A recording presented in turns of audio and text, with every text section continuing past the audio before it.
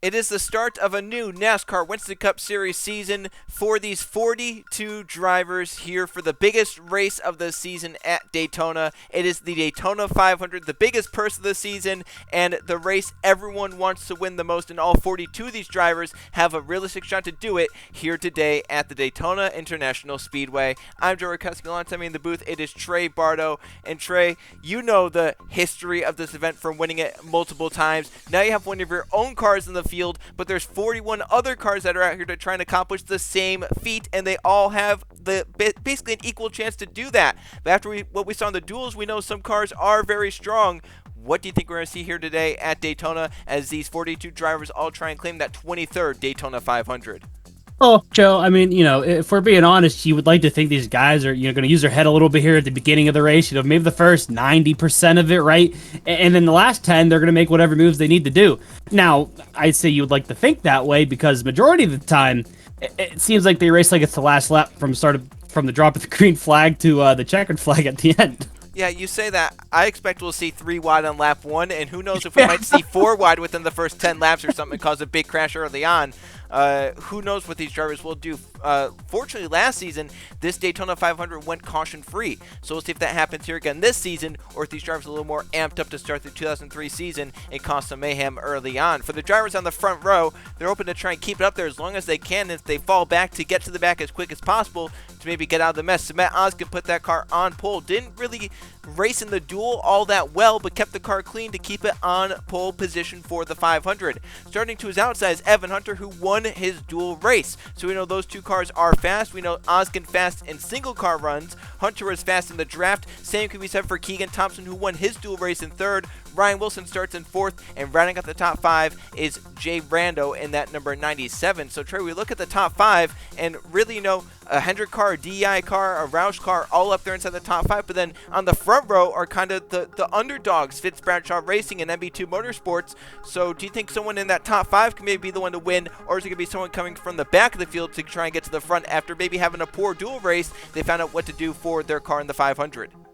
Joe, it's so hard to tell. I mean, these two up front, like you said, that they've shown the speed. We know the 81 car can win this race. It won it last season, but under a different number, right? But it's still, Joe, it's the same team, so we know they have that. But again, in the duels, we saw some tough cars and some fast ones. So I'm going to be interested to see if someone in the mid pack or even near the back can fight their way up, or if we're going to have a very strong leader out front that can possibly control this race throughout the entirety of it. Two of those very strong cars we saw in the duels were the Hendrick cars that are starting inside the top 10. Keegan Thompson and Lathan Strickland. We'll see if that 5 and 48 can try and team up like they did in the duel, where they led a good majority of the race, with Thompson ending up on top at the end of it. We look at some of the race facts, the track facts here for Daytona. This race is being run under beautiful conditions. It's 70 degrees out, clear skies, and just a little bit of wind for these drivers and the fans in the stands. The track length and the race length, it's going to be a 40-lap race that ends out to 100 miles, and there's a lot of banking in these corners. 31 degrees in the corners, 18 degrees in the tri-oval, and only a few degrees of banking once we get out of the corners and on to the straights. And Trey, as I mentioned before, this is the biggest race purse for the season. Almost $12 million will be shared among these 42 cars that started the event, with the winner getting a very, very good payday out of this one, Trey. So if the trophy and the prestige wasn't enough, Trey, maybe that money will make these drivers really want to go for broke here in this 500.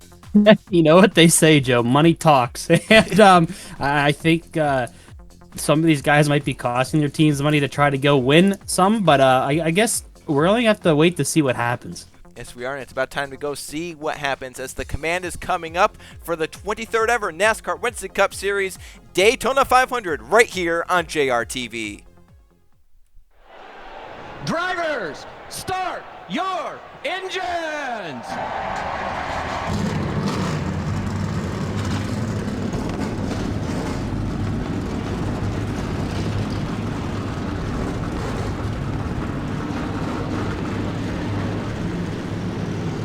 It's a beautiful sight to see 42 cars rolling off the starting grid to do battle in the 23rd ever NASCAR Winston Cup Series Daytona 500. Let's go back to the inside row in 7th place. That's number 21 of Max Davis. in his first full-time season in the Winston Cup Series. He's driving for the famed Wood Brothers, and he didn't have the best qualifying result, Trey, but after qualifying, he said, I'm going to race my way to the front in the duels. He did just that, finishing third in his duel, puts his car inside the top 10 to start, and he said he wants to go and try and lead a lap early on, get those 5 bonus points to help him to try and get into that top 35 bonus points early on this season. Well, he called his shot, like you said, for the duels, and he kept his promise with that. So, Joe, I guess we'll have to see if he can keep his promise about leading a lap early there. Then I think he's going to drop back here and see if the big one comes about. Yeah, he said that as well. So he said, if I go up there and lead a lap, I'll then drop back and try to stay out of any mess that might happen around me.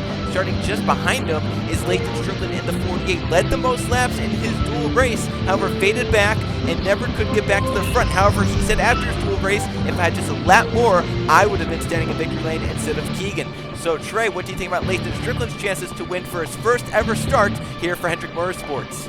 I know if we see that 48 get out front, people are going to have a hard time catching that thing, because I don't know if you remember that, Joe, but when he took the lead in duel, he was gone. I think the only person that could stay with him was his teammate, Keegan Thompson.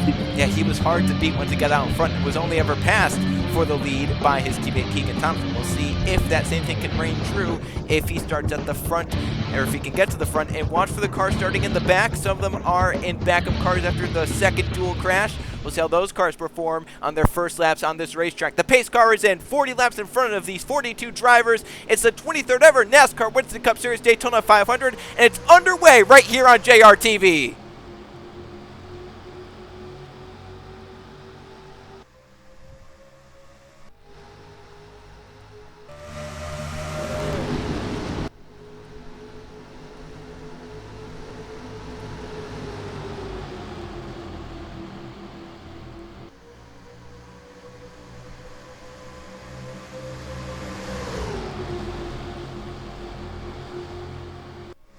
Well, Trey, that did not take long to go 3 wide. I was expecting they could maybe get to turn 1 without it, but they were 3 wide for the lead by the time they got to turn 1. Thompson forced the issue to the bottom. Now he has Rando going under him with Lathan Strickland, and Jordan Stout almost got put 4 wide already by Ryan Wilson, but the 15 backed out. But it's Rando, with help from his car from last season, getting out in front on lap number 1, trying to lead the first lap of the NASCAR Winston Cup Series season. Down into the Tri-Oval. Who leads the first lap? It's going to be Rando on the outside for those 5 bonus points. I told you, Joe, these guys act like it's the last lap. We just now completed the first lap of the season, and we already saw, the first 4 rows were 3 wide before we even got out to the exit of turn 2? Yeah, I don't know how that happened, but they made it work. And now, Strickland out in front. We mentioned if he got out in front, it was going to be hard to beat him. We know Riley Spurgeon had a good car in that duel as well. He's moved up to second. Right behind him, Nathan Baird in third. Then Sebastian Kukulon up to fourth. He's going for third place down to the inside. And up front for the lead, Riley Spurgeon challenging Strickland, trying to get to the inside and not let that 48 lead a lot. Here we are, 4 wide already, with Miller shoving down into Angel Gutierrez. It looks like they sorted it out, though, for now, but they're already pushing the limits early on with what they can handle. Yeah, I was going to say, these guys might want to start to think about relaxing it a little bit here. You know, maybe survive until lap, I don't know, 20, halfway through the race, right? But these guys out front right now, they're really setting the role here that they just need to relax, get a double files and kind of feel your car out, because this is the biggest pack these guys have raced in all week. They do know it's only lap 3, right? It's not like lap 33 or whatever. They know that this race is 40 laps long. I don't think they do, man. I really don't think they do. It doesn't seem that way. Sebastian Kukulon moves out in front. Right behind him is Nathan Baird in the 22. Then up for third place, almost won that dual race on Thursday. It's the number 33 of Sarah Kirchner, was leading at the white flag, but couldn't hold on to that number 33 for Richard Childress Racing. She's trying to join her teammate at the front of the field. And here comes Jerry Chen for BAM Racing, that second car for this season. He raced really well in that dual race and got a really good finishing position in it, and now he's raced his way up inside the top 3 early on. And another smaller team of Angel Gutierrez for AJ Foyt Racing moving up on the inside, and just a few cars behind him, another smaller team that one of their cars missed, Jasper Motorsports, with Jude Martinelli in that number 67, as Kirchner wants the lead from her teammate Sebastian Kukulon. Already some bad blood in RCR's camp, and right now with them being 1-2, I thought they would have stayed single file, but Kirchner not wanting to play nice with the teammates, like the teammates haven't been playing nice with her, I guess.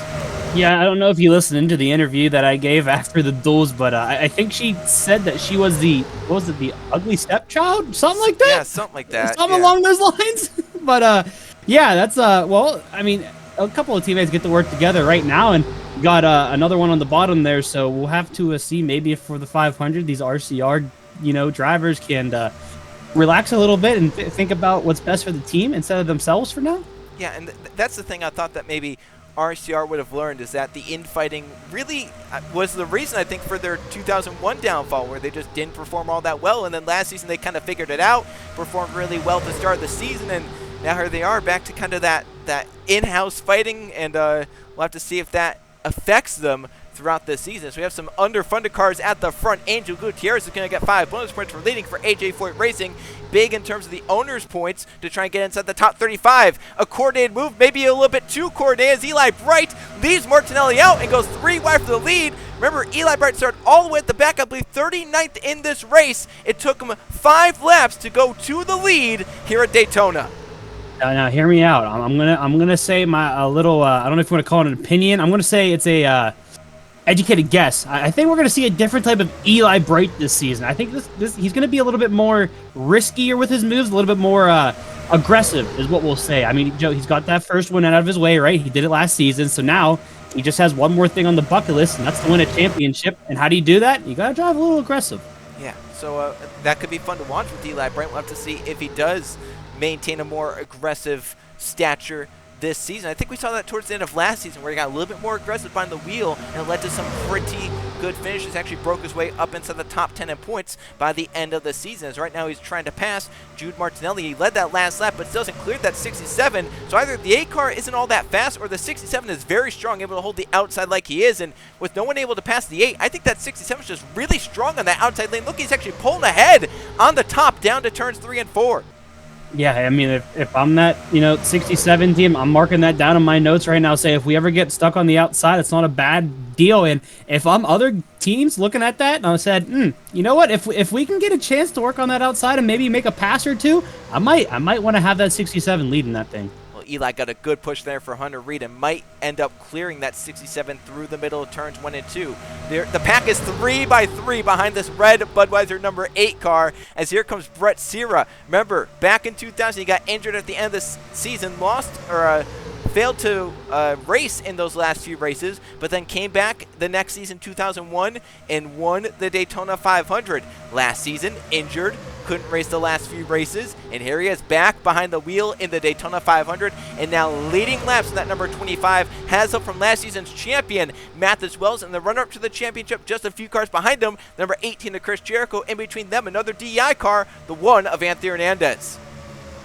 Now we're starting to get a little racy. You know what? I'll give these guys credits. They did calm it down for a couple of laps, but now they're starting to stack back up, and I don't know if it's a good thing, because one small mistake could lead to a lot of cars going home early. But Joe, these 5 cars might be kind of making their own little separate group right here. They're trying to get away from the madness that's happening behind. They're like, oh, well, Chris Jericho wants to go up there. Mind. Oh, look, maybe that was coordinated. The Jogans Racing Chevrolets move out to the inside of Brett Sierra in the number 25, and Wells and Jericho look to go to first and second. Here comes teammate of Evan Hunter. Hunter, remember, won the dual race. It's Tim Gary in that number 10. He's trying to race his way towards the front of the field. And look at back there how they're scattering around. Cars trying to get to the bottom any way they can, as Mathis Wells, last season's champion, leads that lap. Lap number 9 here at Daytona. And now his teammate Jericho wants in on the fun. He wants to lead his first lap of the season on lap number 10. Moving to the inside, help from Tim Gary in that number 10 Pontiac. It's kind of weird to not say that those two are Pontiac teammates, because Joe Good switched over to Chevrolet this season, but that's just how it worked out. Joe Good saw potential Chevrolet. They moved there, and Tim Gary probably has no want to help a rival manufacturer now.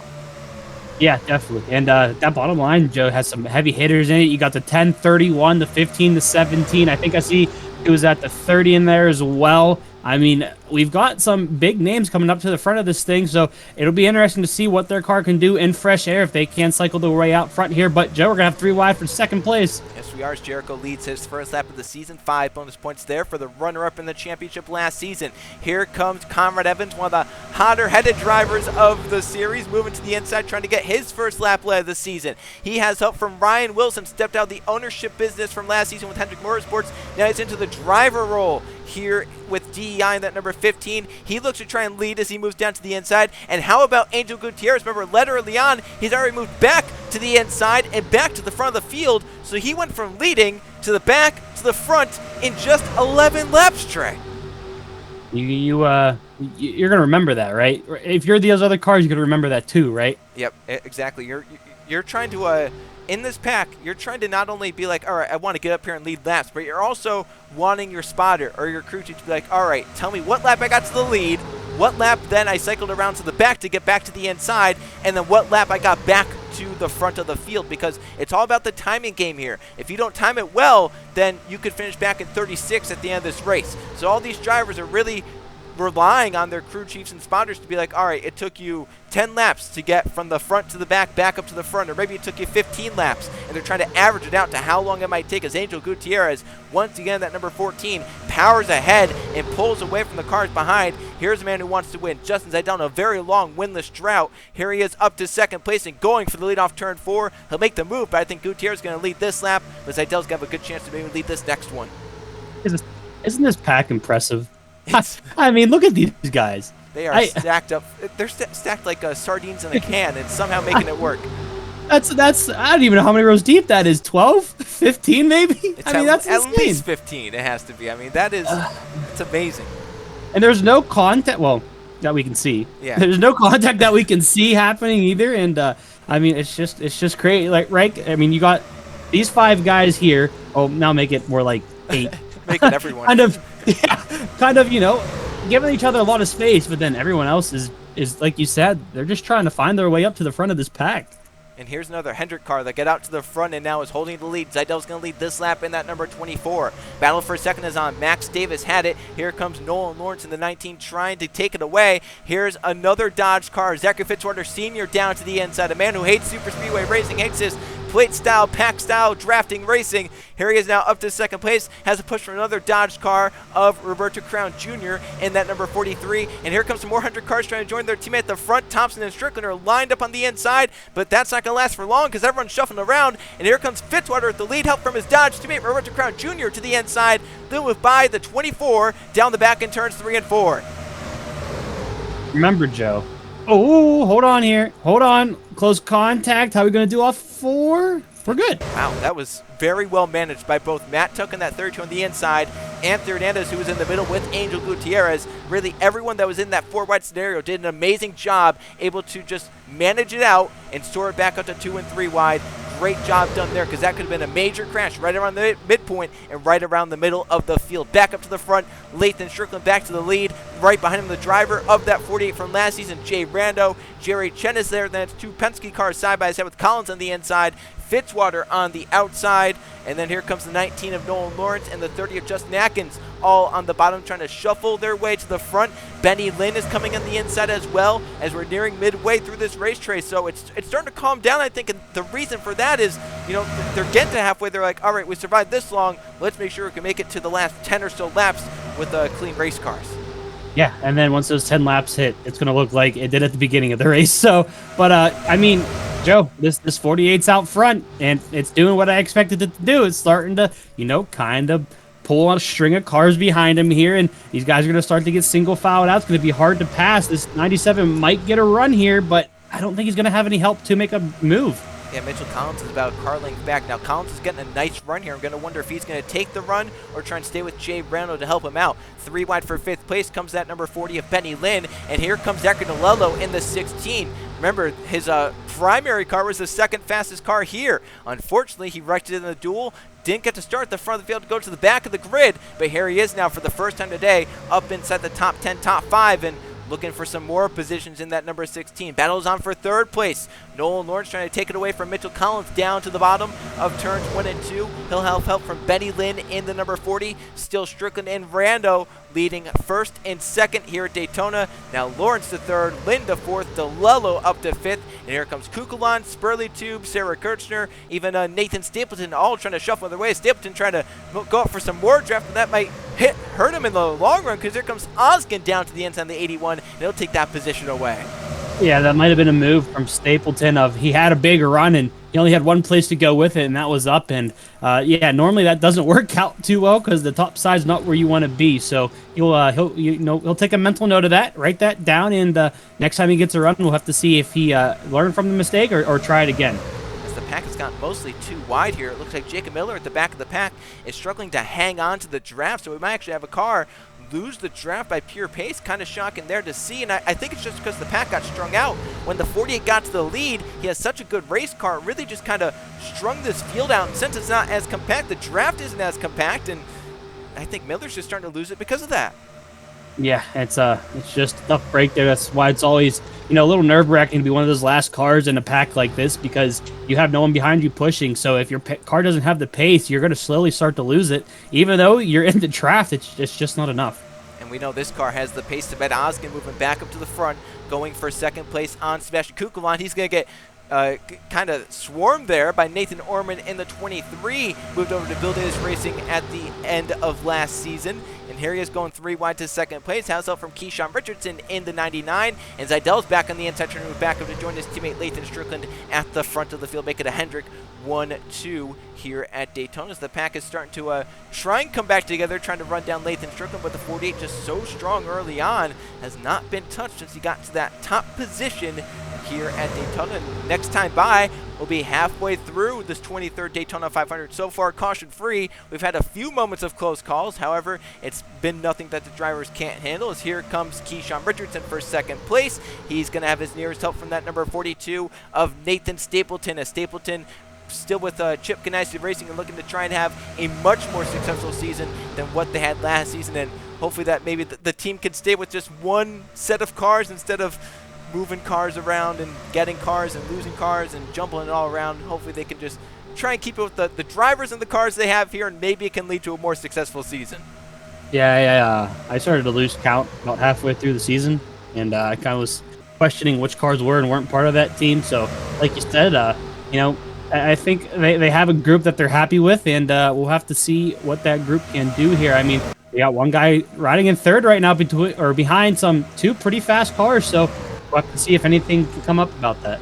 We see Matt Tuck back there at 32 for PPI, also losing the draft, so that's kind of interesting there. I thought Matt Tuck would be one of the heavy-hitting rookies in this race. However, he's having a tough time hanging on to the draft as well as Keyshawn Richardson. A long line of cars lined up behind him and Lathan Strickland. We'll see if Richardson wants to go and make the move here, or if someone does it first. You can see the Penske cars moved out together, and Richardson's going to follow them to the inside, going for the lead on Lathan Strickland, and here they go, side by side. And it looks like Richardson's going to take it over through turns 3 and 4 in the bottom lane.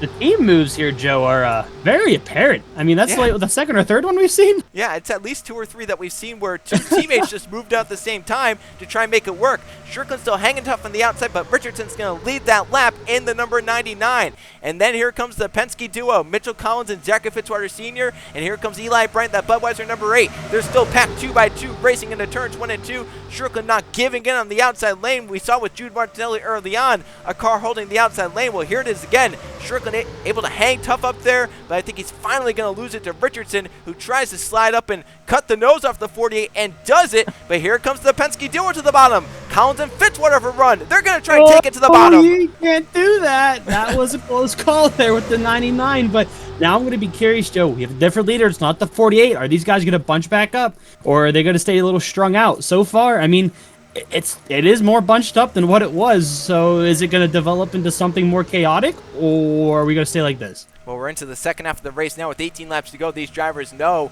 it's getting down to money time here in the Daytona 500.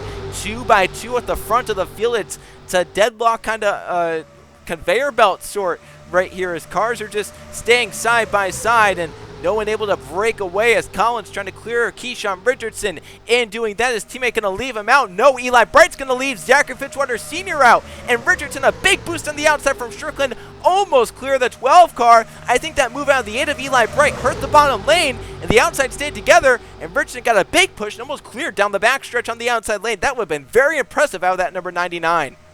Oh, there's 3 lanes starting to form right here. Oh, we're going to have 3 wide for the lead. I told you he's going to be aggressive this season. He forced it to the inside, barely had room, but made it work. Eli Bright going 3 wide for the lead in the Daytona 500. Help behind him from the number 6 of Jordan Stout. Here comes Nathan Baird and the number 17 of Matthew Burnett as we're back to 3x3 racing at the front of the field, and Eli Bright moves back to the front at Daytona.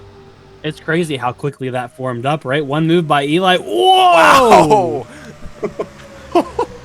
All right. Well, that just happened. He really wanted to block Keyshawn there. I don't know what the reason was for that, but I mean, it's going to cost him the lead, but for whatever reason, he really wanted to jump up to the outside there. Maybe he's thinking that he won't have enough time to get to the back, to the front if he waits too long?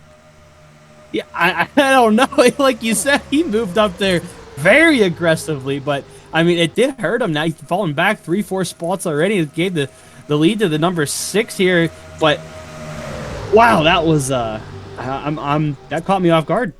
Well, we're getting down to the end of this one here. Daytona Stout leads with Baird in second, Burnett in third, and then fourth place is that number 88 car of Luke Rainey as Derek C. Burnett trying to make it a Roush Racing 1-2 at the front of the field, trying to get by that number 22 of Nathan Baird down to the bottom of the racetrack for Matthew Burnett. Burnett's going to take that second spot away, and here comes Jude Martinelli, that number 67. They have a slight alliance with Roush Racing, Jasper Motorsports does, so here they are kind of showing that off, and here comes Martinelli going for second place, heads up from Keegan Thompson, Mathis Wells behind him, and Martinelli with 15 to go, showing he has a very fast car here, and look at him making a move now for Stout, down to turns 1 and 2 on the bottom. Does he get there? He does get there to the bottom. Or to see if he has that pace that he had on the top side. Well, actually, he already cleared him. That was he took no time right there. He actually cleared the front 2 cars as well, so he's gonna move up top. Keegan's gonna look low, so is the 20, and here comes that 36. Yeah, Evan Hunter, the winner of that second Gatorade duel, moving to the bottom. A big push from Benny Lynn and Conrad Evans. The pack again trying to shuffle around, trying to get these drivers to time their moves right as we're coming back around to 14 laps to go. Jude Martinelli is out front in the 67. Here comes Hunter. The 2 dual winners are second and third. Now they're side by side for second place. Hunter to the inside of Keegan Thompson. He'll grab second away. Evans is there on the inside. Here comes Angel Gutierrez back to the front. Nolan Lawrence, Chris Jericho, and others. As here comes Hunter for the lead in turns 1 and 2. Down to the bottom of Jude Martinelli. So I think they know we're getting to the end of this thing. Yeah, I think they know that we're nearing 10 laps to go in the Daytona 500, and the race that pays the most money of the season, and the race that everyone just wants to win because your names get etched into the record books if you win this Daytona 500. Well, here they all are. All of these drivers still left in the draft, in it to win it. As Conrad Evans moves to the inside, trying to get by with Angel Gutierrez, Nolan Lawrence, and Chris Jericho also on the bottom. Joshua Harrison for the first time today making noise on the inside lane. He has Bridgerton back behind him. Gutierrez again moving for the lead for the third time today. He's trying to move out in front, trying to get by Conrad Evans with now 13 laps to go. Gutierrez putting that Dodge back out in the wind for the third time today here at the Daytona 500. This 14 might be a dark horse here, John. I don't know if I'm gonna. I don't think I'm gonna count him out yet. I mean, this is the third time he's been up front after falling back. It just seems like you can't get this guy away. No, you cannot, and it's gonna be interesting to see if he can try and time it right, and if he can stay up front. Look at it right there. Power move to shut the door down low on that number 19 of Nolan Lawrence. But as we get down towards the final 10 laps of this 2003 Daytona 500, let's go to our new and improved Gatorade audience analysis tray. What is it called now? It's the Gatorade audience analysis. Yep. That sounds technical, smart. Yeah, I like it. Let's fancy. do it. Let's do it. So obviously it's the start of a new season and a lot of new faces and new places and whatnot. But let's focus on some of the big moves in the offseason. What is going to be the biggest and maybe the most beneficial move from the offseason? Or what's the biggest storyline entering into this season? Is it Joe Goods Racing going for 3 championships in a row? Is it Roush moving to 5 race cars in a team? Is it the fact that Chevrolet now has 4 major teams under their operation? Or is it maybe Hendrick with their possible bounce back after a dismal 2002 campaign? It's going to be hard to go against Joe Gibbs. I mean, it seems like even though they weren't honestly, if we're going by statistics and, stats don't lie, they might not have been the best team, but they were the most, I think you can say most consistent team. And it showed you there at the end of the season.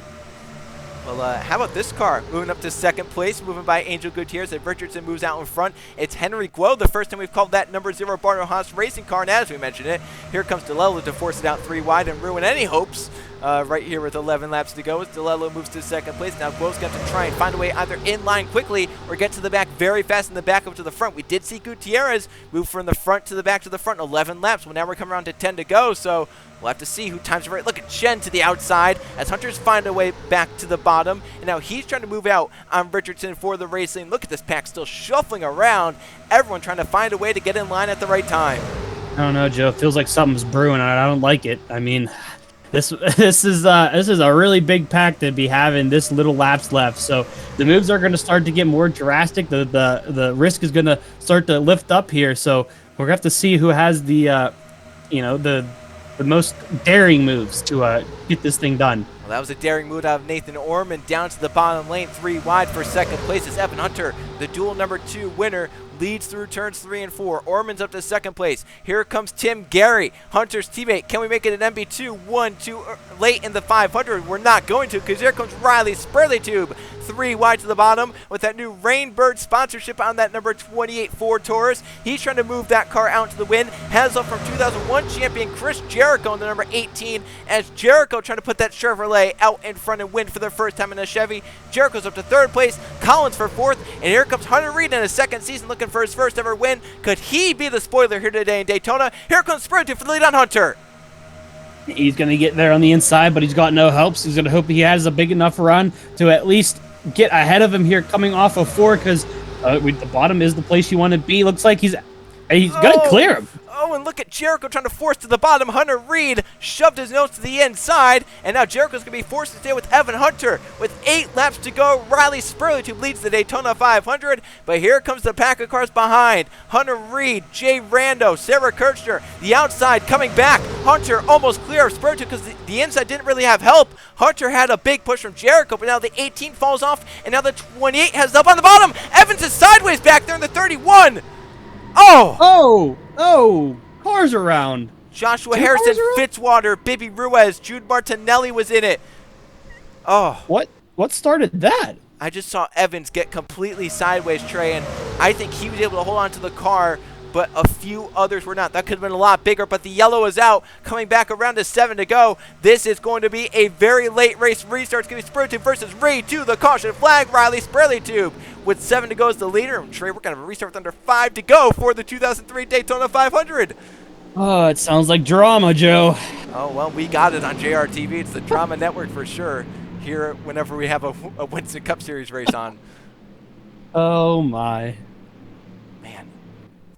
That was interesting, though, because normally you don't just see a car get sideways like that and continue on. So I don't know if Evans had a problem. Yeah. Oh, Angel Gutierrez. Oh, no. I don't even see Evan. Is he? Oh, there he is. Okay. Yeah, so the 31, I think, got away scot-free, but we'll have to see if he got hit or if he hit someone. I just don't know.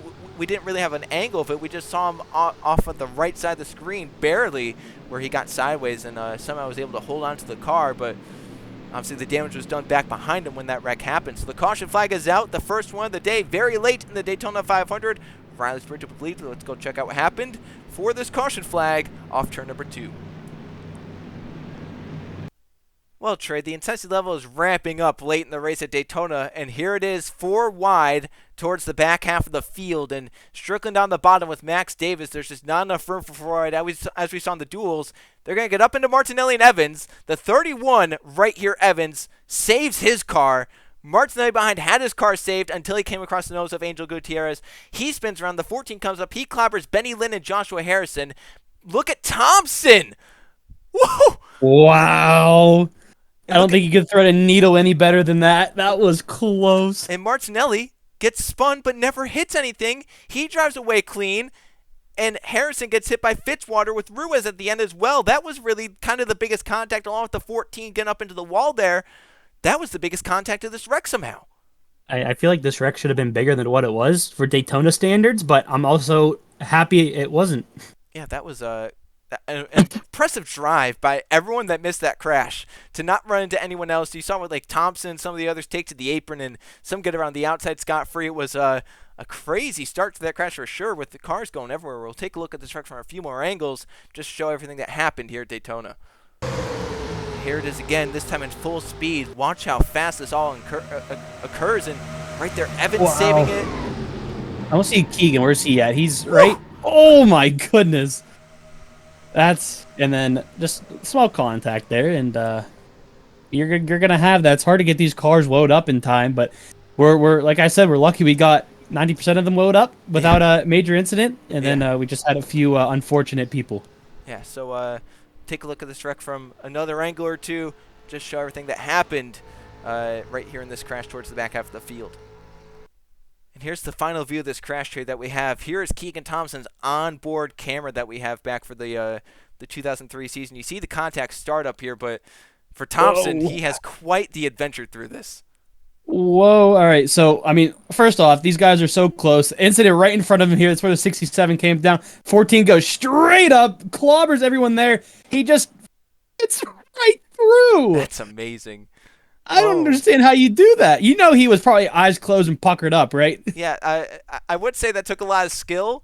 I think there's a lot of luck involved in that, too. I don't think it was all skill out of Keegan Thompson, but this means it's going to set up a late race restart here for the Daytona 500 with Riley Spurgeon leading with under 5 laps to go in the biggest race of the season. It's all drama right here on JRTV.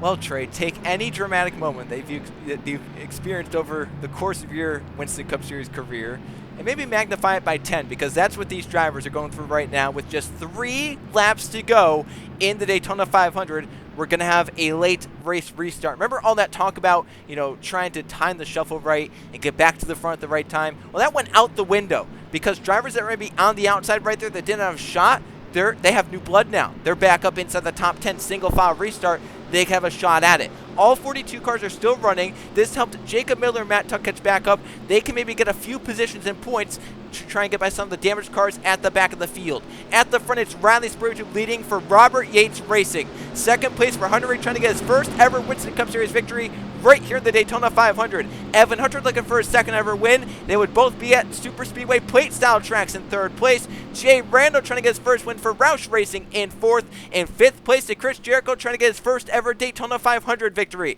Justin Atkins always at the front in these plate tracks. He's in sixth. Mitchell Collins is seventh. How about Robert Crown Jr., Sarah Kircher for RCR, and Justin Zaydell trying to break that long winless drought inside the top 10 as we have 3 laps to settle the 2003 Daytona 500. Riley's reached on the gas, and we're back going in the biggest race of the season.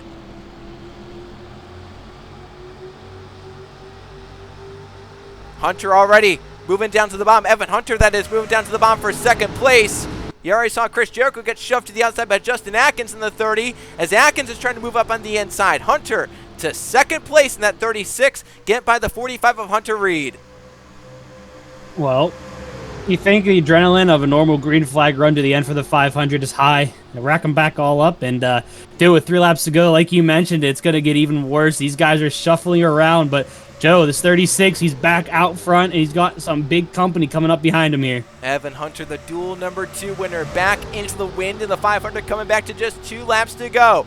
But heavy hitters, as you mentioned, behind 3 RCR cars are lined up. Atkins, Kirshner, Kukulon. Who said they didn't work well together? Here they are with 2 to go, but can they keep it together is the question. I don't know. We're good. It's bad enough when it's just a normal race, but coming down to the biggest race of the season, wow, that might be harder. Randall with a big block on the RCR cars. He's trying to get himself in position with Roush Racing. He's won with every team he's ever raced for. Won with Bill Davis Racing. Won with Hendrick last season. Can he win in his first start with Roush Racing this season? Kirshner leaves Atkins out. That number 30 is going to go backwards. Kirshner now has her teammate Kukulon with her. Here comes Luke running the 88, but they all have to run down Hunter and Randall at the front, coming to the white flag in the 2003 Daytona 500. This 33 might get left out by the 29. Not yet, but they're going to have a big run here. But is it going to be enough? Because I don't know what's going to happen here as we go into turn 1.